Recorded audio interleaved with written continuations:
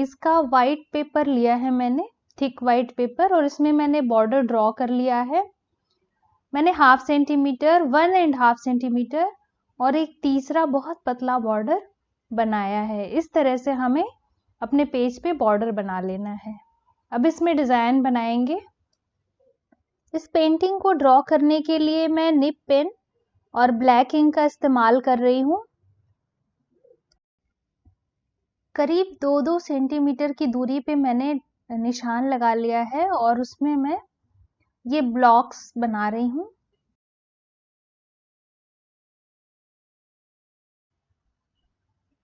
इस तरह से हमें ब्लॉक्स बना लेने हैं।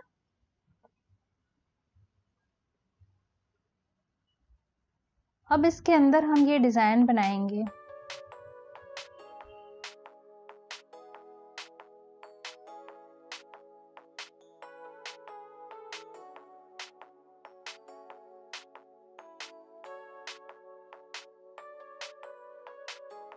तो ये बॉर्डर हमने कंप्लीट कर लिया है।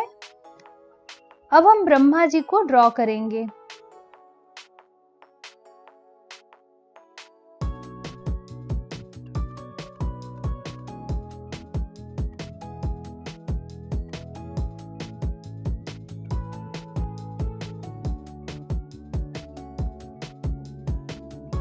बॉर्डर बनाने के बाद पेज के बचे हुए हिस्से को मैंने 3 भाग में बांट लिया था, ताकि मैं तीनों देव को अच्छी तरह से ड्रॉ कर पाऊं।